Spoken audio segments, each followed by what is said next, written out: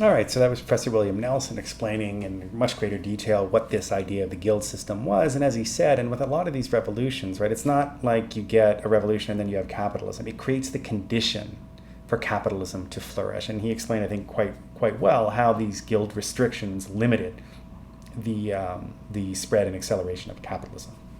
So what we're going to look at now is how these balance of class forces in the French Revolution led to, in some ways, a much more radical phase. As we saw in both of these revolutions, there was, in the English Revolution, the American Revolution, there was this kind of lower sort, much more radical, sometimes urban poor, backcountry farmers who sought to push the revolution in more radical directions. We had the diggers and the levelers in the case of the English, right? We had this kind of urban crowd in the case of the Americans, and these kind of backcountry farmers.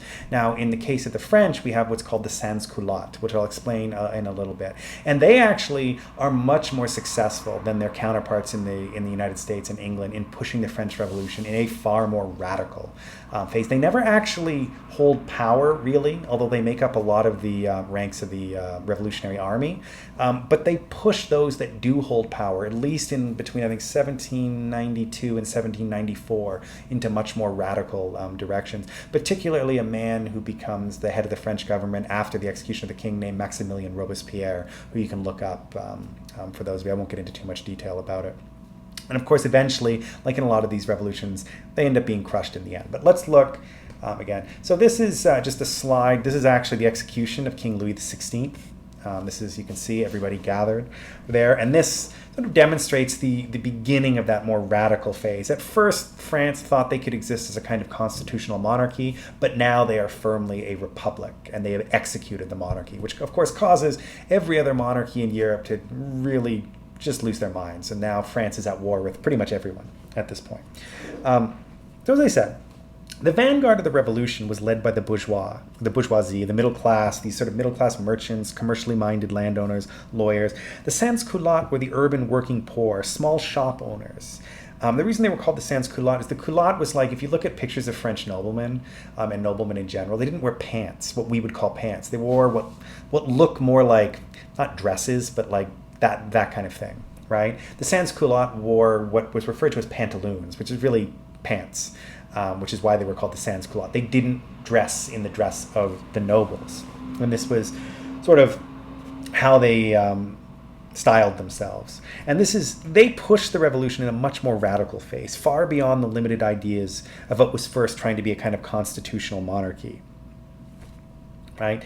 They take it much further. They actually wanted direct democracy, not even a parliament, but that people should vote on everything. They wanted universal suffrage. They wanted social and economic equality, as well as direct democracy. This is far more radical. I mean, some of these ideas are even considered radical in the 20th and 21st century, depending on what your politics are.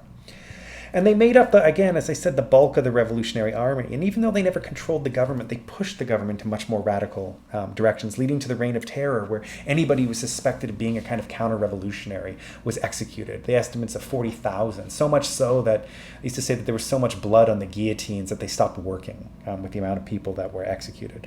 Now, in the end, as I said, this more radical phase was eventually put down. They kind of ended by about 1795, 1796. And the revolution, though it profoundly changed France, really ended in 1799 when a general in the Revolutionary Army named Napoleon Bonaparte overthrows the government and eventually has himself declared emperor. And he actually ends up having far more power than any of the absolutist monarchs that existed prior to the revolution. And if we go, just to sum up a little bit what you get in the revolution, and I'll contextualize this, as I said, you get an end to royal absolutism, liberal constitutional regime, a constitution with the Declaration of Rights of Man, the abolition of corporatist privilege and feudal privilege, the weakening of the church, right? They lose land, they lose income. You get religious freedom at this point. And what you will get in a minute, which I'll talk about shortly, is the abolition of slavery. Now, one of the key things that happens, even though, and this gets to what Professor Nelson said about, even though they're not creating capitalism, they are creating conditions that will allow capitalism to flourish. Even though Napoleon basically ends the revolution and declares himself emperor, and he exists as emperor really till 1815, he institutes what's called the Napoleonic Code. It's the creation of French civil code. For those of you that are going to go and study law, if you practice in Quebec, they still use French civil code in Quebec, not English common law, which is a completely different legal system that Napoleon brought in the early 19th century. He also eliminated trade restrictions within France. So you got the emergence of a more national market, which you had in England hundreds of years earlier. Now you get it in France. So when you combine this constitutional regime, right, the abolition of corporatist privilege, the abolition of royal absolutism, the weakening of the church, religious liberty, the rule of law, the securitization of property rights, and the creation of a national market, well, all these conditions now exist for the acceleration of capitalism in France, even though, as I said, throughout the 19th century, there will be more revolutions and restorations, eventually leading to a permanent republic in the 1870s. This is a lot of what we're talking about. Now, the question of slavery, I'm going to talk about a little bit now. So, well, the sans-culottes were crushed and the revolution basically crushed by Napoleon in these more radical ideas, they did find a more successful route elsewhere, and that was the French colony of Saint-Domingue, which is modern-day Haiti, right? When the Declaration of Rights of Man made its way there, you had people asking, well, does that apply to everyone, right? It says so, right? Just like the Declaration of Independence does not say, right, all white men, it just says men, even though Thomas Jefferson clearly meant it for all only white men, but the actual words on the page don't make a distinction. Right? So if we look at the social structure and the way that Saint-Domingue, which eventually becomes Haiti, is made up of, it was essentially an island of 500,000 slaves, 30,000 white planters, and 25,000 free people of color. And it was the free people of color that were most eagerly anticipating what would become this new Estates General. When the Estates General was called in 1789, they sent representatives from the colonies, and free people of color started thinking, well, do we get to send representatives? There was even rumors that the king was going to abolish slavery. White planters were unsurprisingly alarmed at these ideals, and they worked hard to ensure that this did not apply to the Caribbean. It wasn't specifically race-based, but they worked hard to ensure that the Declaration of Rights of Man only applied to what is often referred to as metropolitan France, which is European France, that it did not apply to the French colonies.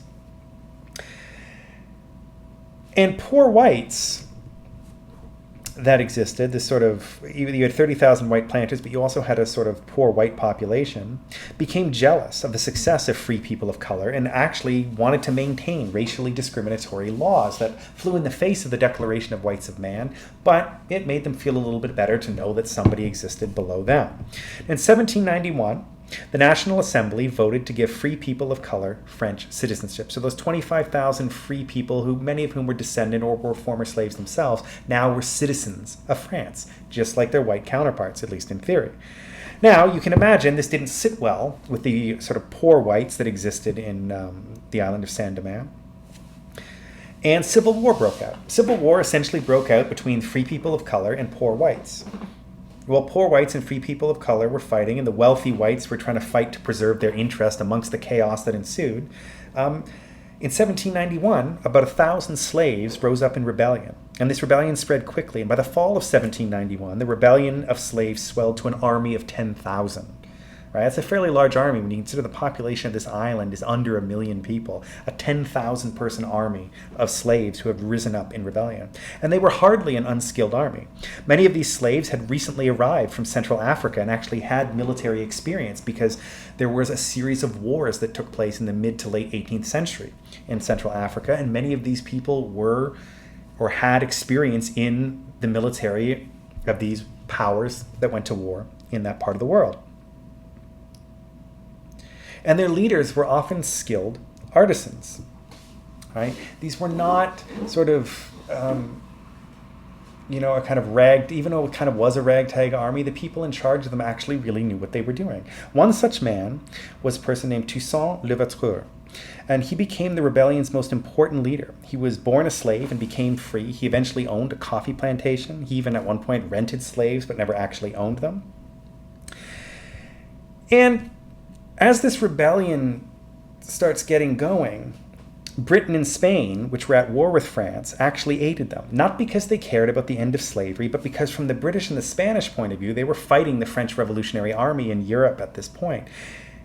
So from their point of view, if slavery was abolished in Saint-Domingue, it became an independent country, well, that would deprive France of its richest and most valuable and wealthy colony, right? Something, if you're at war with somebody, you would desperately like to provide them from. Even at one point, the USA, ironically, supported them, which I'll get back to in a minute. So when the French Revolution entered its most radical phase, right, that 1792 to about 1794, slavery was practically abolished on the island of Saint-Domingue because of the rebellion. And as a result of that, the new Constitution of 1795 officially abolished slavery all over the French Empire, at least in theory.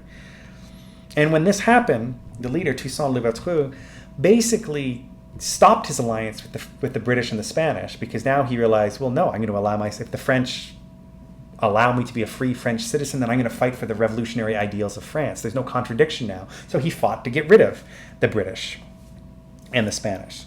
So the revolution, the French Revolution, and this offshoot in Haiti actually led to the first instance of the abolition of slavery in the Atlantic world. But Louverture was a smart man. He also wanted to ensure that Saint-Domingue could trade with the United States and Britain. And the reason he did this is he wanted to ensure that Haiti had an economic base that was independent of France if the French government decided to reimpose slavery. And he was wise, because that's exactly what happened. When Napoleon rose to power, he sought to reimpose slavery because he needed money. And as I said, Saint-Domingue was the most valuable colony in the world at the time. He wanted to support his newly reacquired colony of Louisiana. Remember, in the 7 Years' War, all that territory that the French controlled in North America, right, Quebec and the Mississippi River all the way down to New Orleans, was ceded to Britain, right?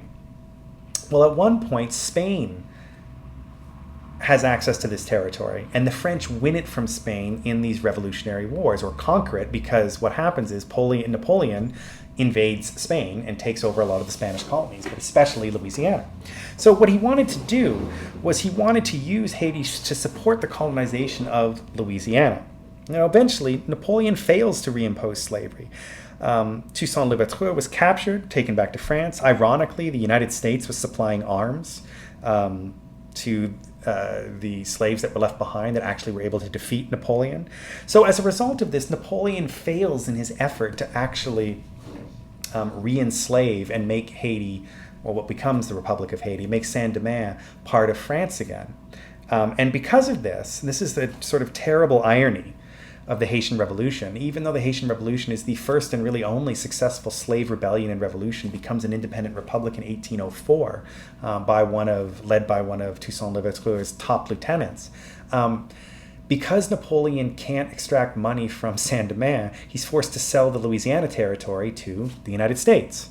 So what happens is, even though the United States is actually helping the Haitian rebels fight against their former French masters, this leads to, ironically, the expansion of slavery. Because even though Haiti becomes free, once the United States acquires the Louisiana territory, slavery in the South expands into what becomes the state of Louisiana, Arkansas, Missouri, and the state of Texas. And a sort of terrible irony. And of course, eventually, slavery will be abolished in the United States in the 1860s. And it's important to note that when the French actually agree under Napoleon to recognize the independence of Haiti, they basically had to pay reparations to the French government, basically for the right to be free. That we will agree, we will recognize your right to exist as an independent country, but you owe us to compensate the slave owners. And Haiti was paying France that indemnity until the 1940s. It's a crazy irony that even after the Second World War, after the French had experienced the Nazi occupation, those last payments from Haiti to the French were still being made at this point. So that is the terrible irony of history, in which the Haitian Revolution, the first successful revolution that takes these radical ideas and really runs with them, and in many ways is more successful than the radical sort of lower sort in the United States, in England, and in metropolitan France, even though they exist as an independent country, right? We know the story of what happened to Haiti over the last 200 years, that they're often kept out of the international system, purposely kept in poverty, paying indemnity to the French government all the way up until the mid-20th century, and ironically leads to the expansion and strengthening of slavery in the United States. at this point. So this is what we're talking about when we talk about these bourgeois revolutions, right? That even though there's a radical element to it, what really happens is the ascendancy of private property and what will eventually become the bourgeois capitalist class, even if it was these landed, in the case of the English, these sort of landed gentry that was leading it. Now, in terms of historiography, for further reading, a really good book on France is The Bourgeois Revolution in France by Henry Heller, 2009. But a really good classic by C.L.R. James is The Black Jacobins. C.L.R. James was a Marxist writer, I think he's of a Caribbean descent, who wrote The Black Jacobins. It's a really classic study of the Haitian Revolution. So before we go, though, I'm just going to summarize a lot of the main points of the lecture, right? Look at these sort of key things. Is that it's a kind of Euro-Atlantic liberal moment, from the English Revolution all the way through to the Haitian Revolution. These are bourgeois revolutions, right? They eliminate absolutism and in many ways aristocratic privilege, as in the case of France, institute the rule of law, remove obstacles to capitalist development, and keep in check, at least for the moment, these radical undercurrents. They're ultimately contained, but they do have a lasting impact. These ideas are still circulating, and eventually will find much more fertile ground in the working classes of the 19th century. So we're going to leave it at that for today. That's the bourgeois liberal capitalist revolutions of the 17th, 18th, and early 19th centuries.